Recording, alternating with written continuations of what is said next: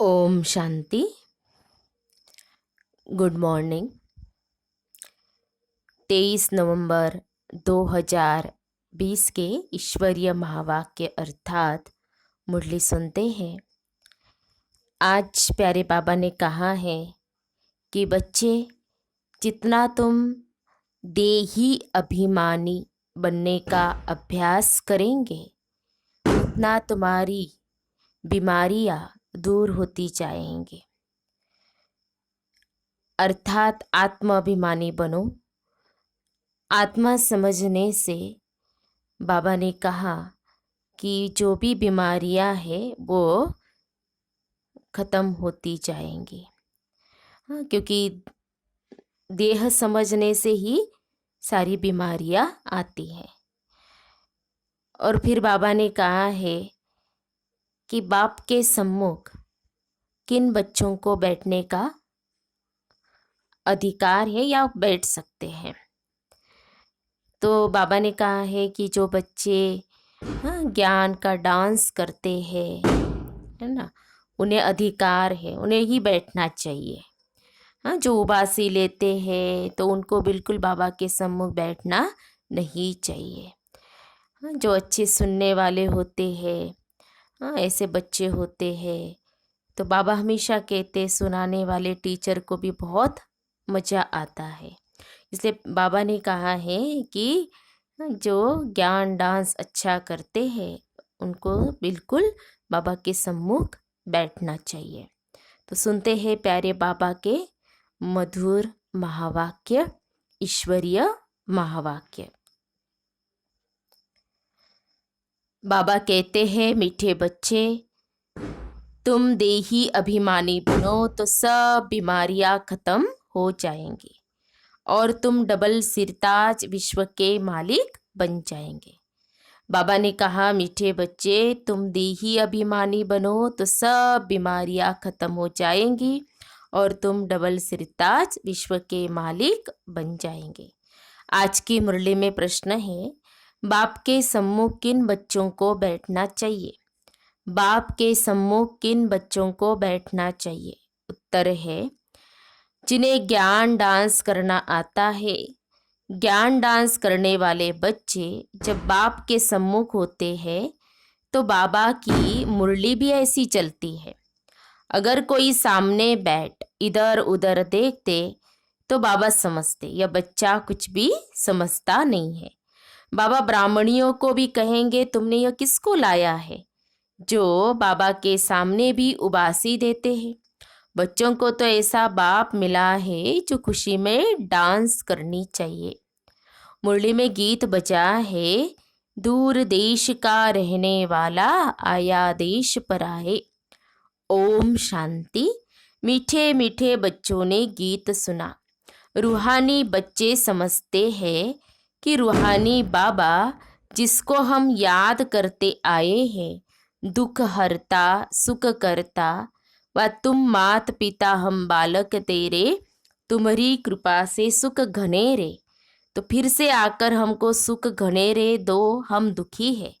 यह सारी दुनिया दुखी है क्योंकि यह है कलयुगी पुरानी दुनिया। पुरानी दुनिया अथवा पुराने घर में इतना सुख नहीं हो सकता जितना नई दुनिया नए घर में होता है। तुम बच्चे समझते हो हम विश्व के मालिक आदि सनातन देवी देवता थे, हमने ही 84 जन्म लिए हैं। बाप कहते, बच्चों तुम अपने जन्मों को नहीं जानते हो कि कितने जन्म पार्ट बजाया है। मनुष्य समझते हैं 84 लाख पुनर्जन्म है। एक एक पुनर्जन्म कितने वर्ष का होता है? 84 लाख के हिसाब से तो सृष्टि चक्र बहुत बड़ा हो जाए। तुम बच्चे जानते हो हम आत्माओं का बाप हमको पढ़ाने आए हैं।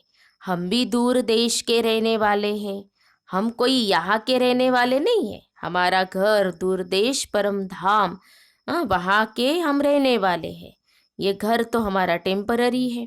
हम यहाँ पार्ट बजाने आए हैं। बाप को भी हम परम धाम में याद करते हैं। अभी इस पराये देश में आए हैं शिव को बाबा कहेंगे, रावण को बाबा नहीं कहेंगे, भगवान को बाबा कहेंगे। बाप की महिमा अलग है, 5 विकारों की कोई महिमा करेंगे क्या? रावण माना 5 विकार, तो उसकी क्या महिमा करेंगे क्या? देहाभिमान तो बहुत बड़ी बीमारी है। हम देही अभिमानी बनेंगे तो कोई बीमारी नहीं रहेंगी और हम विश्व के मालिक बन जाएंगे। यह बातें तुम्हारी बुद्धि में है। क्योंकि सतयुग में तो हम सभी देही अभिमानी रहते, आत्माभिमानी रहते, इसीलिए वहाँ कोई बीमारी होती नहीं है। तो बाबा ने कहा कि इसलिए तुम यह प्रैक्टिस करो यहाँ पर, इसी संगम युग पर, तो यहाँ के संस्कार वहाँ जाएंगे। तो तुम जानते हो शिव बाबा हम आत्माओं को पढ़ाते हैं जो भी, और इतने सत्संग आदि है, कहाँ भी ऐसे नहीं समझेंगे कि हमको बाबा आकर राजयोग सिखलाएंगे, राजाई के लिए पढ़ाएंगे। राजा बनाने वाला तो राजा ही चाहिए ना।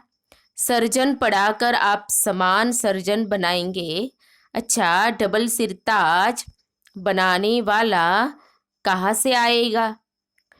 जो हमको डबल सिरताज बनाए, इसीलिए मनुष्यों ने फिर डबल सिरताज कृष्ण को रख दिया है। परंतु कृष्ण कैसे पढ़ाएंगे? जरूर बाप संगम पर आए होंगे, आकर राजा स्थापन की होंगी।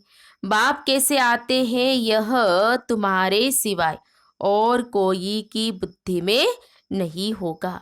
दूर देश से बाप आकर हमको पढ़ाते हैं, राजयोग सिखलाते हैं। बाप कहते मुझे कोई लाइट व रत्न जड़ित ताज है नहीं, वह कभी राजाई पाते नहीं। अगर डबल सिरताज बनते नहीं, औरों को बनाते हैं। बाप कहते हैं हम अगर राजा बनता तो फिर रंक भी बनना पड़ता।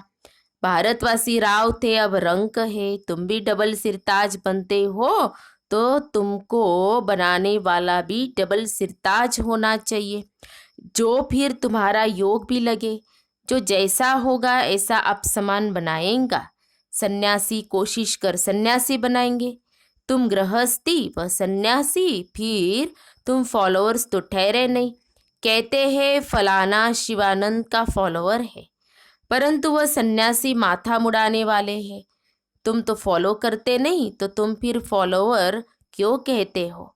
फॉलोअर तो वह जो झट कपड़ा उतार कफनी पहन ले। तुम तो गृहस्थ में विकारों आदि में रहते हो, फिर शिवानंद का फॉलोअर्स कैसे कहलाते हो? गुरु का तो काम है सद्गति करना। गुरु ऐसे तो नहीं कहेंगे फलाने को याद करो, फिर तो खुद गुरु नहीं हुआ। मुक्ति धाम में जाने के लिए भी युक्ति चाहिए। मुक्ति धाम में जाने के लिए भी क्या चाहिए? युक्ति चाहिए। तुम बच्चों को समझाया जाता है तुम्हारा घर है मुक्ति धाम अथवा निराकारी दुनिया। आत्मा को कहा जाता है निराकारी सोल। शरीर है 5 तत्वों का बना हुआ। आत्माएं कहाँ से आती है? पूछ रहे बाबा। परम धाम निराकारी दुनिया से आती है। वहाँ बहुत आत्माएं रहती है, उनको कहेंगे स्वीट साइलेंस होम। वहाँ आत्माएं दुख सुख से न्यारी रहती है। यह अच्छी रीति पक्का करना है। हम है स्वीट साइलेंस होम के रहने वाले। देखो आज का स्वमान, इसमें सारा दिन रहना है। हम कौन है? स्वीट साइलेंस होम के रहने वाले। यहाँ यह नाटकशाला है जहाँ हम पार्ट बचाने आते हैं।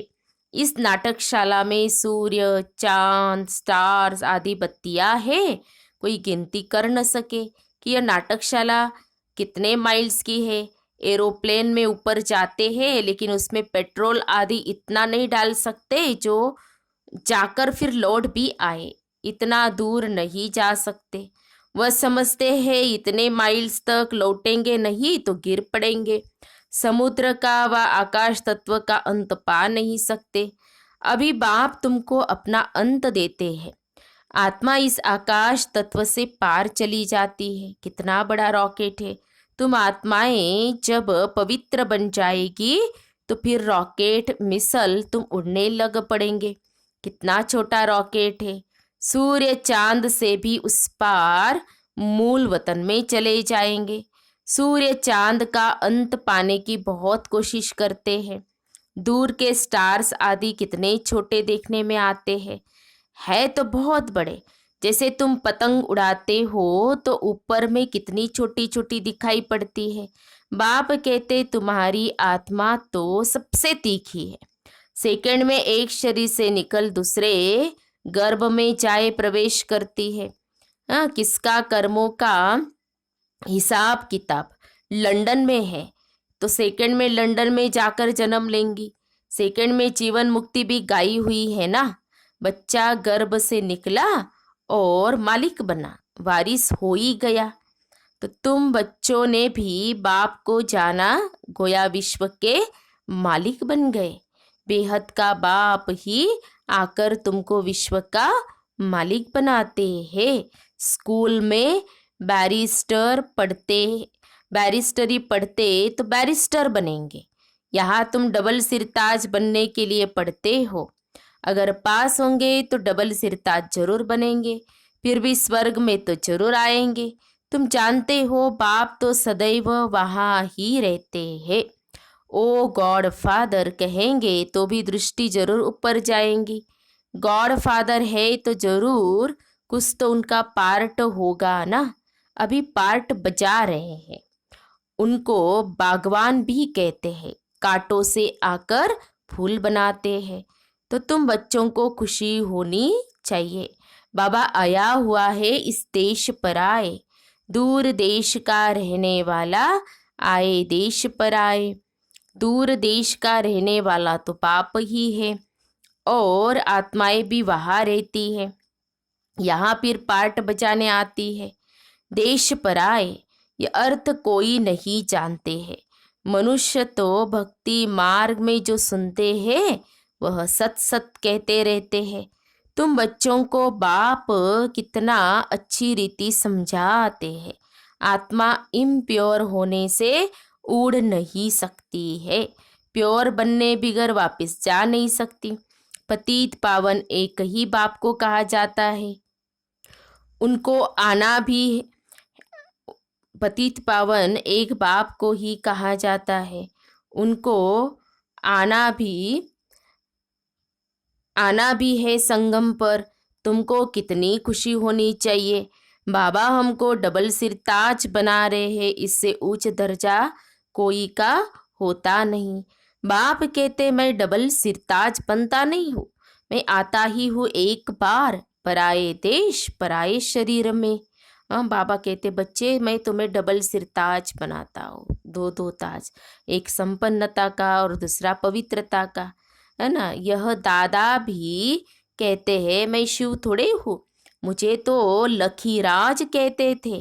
फिर सरेंडर हुआ तो बाबा ने ब्रह्मा नाम रखा। इसमें प्रवेश कर इनको कहा कि तुम अपने जन्मों को नहीं जानते हो। 84 जन्मों का भी हिसाब होना चाहिए ना। वो लोग तो 84 लाख कह देते हैं, जो बिल्कुल ही इम्पॉसिबल है।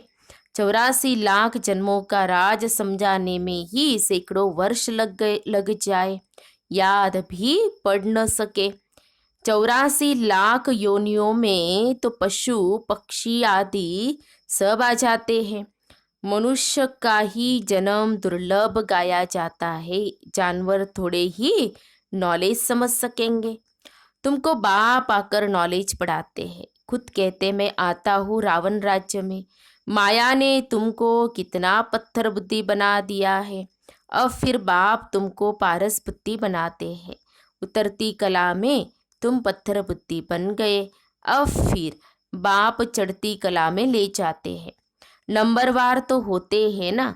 हर एक को अपने पुरुषार्थ से समझना है, मुख्य बात है याद की। फिर बाबा कहते रात को जब सोते हो तो भी यह ख्याल करो बाबा हम आपकी याद में सो जाते हैं। हाँ, देखो एक माता से मेरी बात हो रही थी। तो कह रही थी अभी शरीर को ये तकलीफ है और मुझे तो रात को नींद भी नहीं आती है ना। तो उसको कहा कि ऐसे ऐसे अभ्यास करना कि बाबा की गोदी में सो रहे हैं, है ना, मुझे बहुत अच्छी नींद आएगी। बाबा मुझे अपने हाथों से ये कर रहे हैं, सुला रहे हैं। तो बाबा के बच्चे बनने के बाद भी कईयों को नींद की गोली लेनी पड़ती है सोने के लिए। हाँ, तो देखो बाबा अभ्यास बताते, मुरली के अंदर ही बताते हैं कि बाबा हम आपकी याद में सो जाते हैं, गोया हम इस शरीर को छोड़ देते हैं, आपके पास आ जाते हैं। ऐसे बाबा को याद करते करते सो जाओ तो फिर देखो कितना मजा आता है। हो सकता है साक्षात्कार भी हो जाए, परंतु इस साक्षात्कार आदि में खुश नहीं होना है। बाबा हम तो आपको ही याद करते हैं, आपके पास आने चाहते हैं। बाप को तुम याद करते करते बड़े आराम से चले जाएंगे। हो सकता है सूक्ष्म वतन में भी चले जाओ, मूल वतन में तो जा नहीं सकेंगे। अभी वापस जाने का समय कहाँ आया है। हाँ, साक्षात्कार हुआ बिंदी का, फिर छोटी छोटी आत्माओं का झाड़ दिखाई पड़ेगा। जैसे तुमको वैकुंठ का साक्षात्कार होता है ना, ऐसे नहीं साक्षात्कार हुआ तो तुम वैकुंठ में चले जाएंगे, नहीं। उसके लिए तो फिर मेहनत करनी पड़े। तुमको समझाया जाता है तुम पहले पहले जाएंगे स्वीट होम, सब आत्माएं पार्ट बजाने से मुक्त हो जाएंगी। जब तक आत्मा पवित्र नहीं बनी है तब तक जा न सके। बाकी साक्षात्कार से मिलता कुछ भी नहीं है। मीरा को साक्षात्कार हुआ, वैकुंठ में चली थोड़ी गई। हाँ, वैकुंठ तो सतयुग में ही होता है। अभी तुम तैयारी कर रहे हो वैकुंठ का मालिक बनने के लिए। बाबा ध्यान आदि में इतना जाने नहीं देते हैं, क्योंकि तुमको तो पढ़ना है ना। बाप आकर पढ़ाते हैं, सर्व की सद्गति करते हैं। विनाश भी सामने खड़ा है। बाकी असुरों और देवताओं की लड़ाई तो है नहीं, वो आपस में लड़ते हैं तुम्हारे लिए, क्योंकि तुम्हारे लिए नई दुनिया चाहिए। हाँ, बाकी तुम्हारी लड़ाई है माया के साथ। तुम बहुत नामी ग्रामी वॉरियर्स हो, परंतु कोई जानते नहीं कि देवियाँ इतना क्यों गाई जाती है। अभी तुम भारत को योग बल से स्वर्ग बनाते हो। तुमको अब बाप मिल गया है, तुमको समझाते रहते हैं ज्ञान से नई दुनिया जिंदाबाद होती है। ये लक्ष्मी नारायण नई दुनिया के मालिक थे ना, अब पुरानी दुनिया है।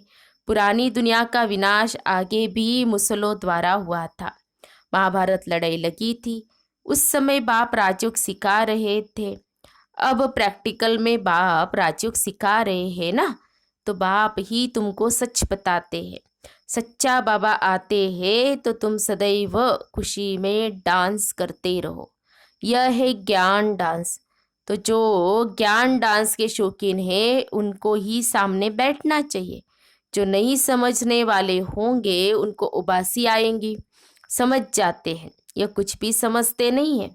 ज्ञान तो कुछ भी समझेंगे नहीं, तो इधर उधर देखते रहेंगे। बाबा भी ब्राह्मणी को कहेंगे तुमने किसको लाया है। जो सीखते हैं और सिखलाते हैं उनको सामने बैठना चाहिए, उनको खुशी होती रहेंगी। हमको भी डांस करना है। हाँ, यह है कौन सा डांस? ज्ञान डांस। कृष्ण ने तो न ज्ञान सुनाया न डांस किया, मुरली तो यह ज्ञान की है ना। तो बाप ने समझाया है रात्रि को सोते समय बाबा को याद करते, चक्र को बुद्धि में याद करते रहो। बाबा हम अब इस शरीर को छोड़ आपके पास आते हैं। ऐसे याद करते करते सो जाओ, फिर देखो क्या होता है। आगे कब्रिस्तान बनाते थे, फिर कोई शांत में चले जाते थे, कोई रास करने लगते थे। जो बाबा को जानते ही नहीं तो वह याद कैसे कर सकेंगे। हाँ, बाप को ही जानते नहीं। मनुष्य मात्र बाप को जानते ही नहीं तो बाप को याद कैसे करे। तब बाप कहते मैं जो हूँ जैसा हूँ मुझे कोई भी नहीं जानते। अभी तुमको कितनी समझ आई है। तुम हो गुप्त वॉरियर्स। वॉरियर्स नाम सुनकर देवियों को फिर तलवार बाण आदि दे दिए हैं। तुम वॉरियर्स हो योग बल के। योग बल से विश्व के मालिक बनते हो। बाहुबल से भल कोई कितनी भी कोशिश करे परंतु जीत पा नहीं सकते। भारत का योग मशहूर है, यह बाप ही आकर सिखलाते। यह भी किसको पता नहीं है। उठते बैठते बाप को ही याद करते रहो। कहते योग नहीं लगता है, तो बाबा कहते योग अक्षर उड़ा दो। हाँ, बच्चे तो बाप को याद करते हैं ना, तो शिव बाबा कहते मामेकम याद करो। हम भी शिव बाबा के बच्चे हैं, तो बाप को तो याद करते ही है, तो ऐसे ऐसे याद करो मैं शिव बाबा का बच्चा हूँ, मैं ही सर्वशक्तिमान हूँ। मुझे याद करने से तुम सतो प्रधान बन जाएंगे। जब सतो प्रधान बन जाएंगे तब फिर आत्माओं की बारात निकलेंगी। जैसे मक्खियों की बारात होती है ना, यह है शिव बाबा की बारात। शिव बाबा के पिछाड़ी सब आत्माएं मनुष्य मच्छरों सदृश भागेंगी, बाकी शरीर सब खत्म हो जाएंगे। अच्छा, मीठे मीठे सिखी लदे बच्चों प्रति मात पिता बाप दादा का याद प्यार और गुड मॉर्निंग। रूहानी बाप की रूहानी बच्चों को नमस्ते। हम रूहानी बच्चों की रूहानी बाप दादा को याद प्यार और नमस्ते नमस्ते। ओम शांति ओम शांति ओम शांति। गुड मॉर्निंग बाबा, शुक्रिया बाबा, थैंक्स बाबा। धारणा के लिए मुख्य सार, आज की मुरली का सार 2 पॉइंट में। पहली पॉइंट है, रात को सोने से पहले बाबा से मीठी मीठी बातें करनी है। बाबा, हम इस शरीर को छोड़ आपके पास आते हैं, ऐसे याद करके सोना है। याद ही मुख्य है, याद से ही पारस बुद्धि बनेंगे। दूसरी पॉइंट, 5 विकारों की बीमारी से बचने के लिए देही अभिमानी रहने का पुरुषार्थ करना है, अथाह खुशी में रहना है, ज्ञान डांस करना है, क्लास में सुस्ती नहीं फैलाना है। फिर आज की मुरली में बाबा का वरदान है, त्रिकालदर्शी स्टेज द्वारा व्यर्थ का खाता समाप्त करने वाले सदा सफलता मूर्त भव। त्रिकालदर्शी स्टेज द्वारा व्यर्थ का खाता समाप्त करने वाले सदा सफलता मूर्त भव। स्पष्टीकरण है, त्रिकालदर्शी स्टेज पर स्थित होना अर्थात हर संकल्प बोल व कर्म करने के पहले चेक करना कि यह व्यर्थ है या समर्थ है। व्यर्थ 1 सेकंड में पद्मों का नुकसान करता है, समर्थ 1 सेकंड में पद्मों की कमाई करता है। सेकंड का व्यर्थ भी कमाई में बहुत घाटा डाल देता है, जिससे की हुई कमाई भी छिप जाती है। इसलिए एक कालदर्शी हो कर्म करने के बजाय त्रिकालदर्शी स्थिति पर स्थित होकर करो तो व्यर्थ समाप्त हो जाएगा और सदा सफलता मूर्त बन जाएंगे। स्लोगन है, मान शान और साधनों का त्याग ही महान त्याग है। मान शान और साधनों का त्याग ही महान त्याग है।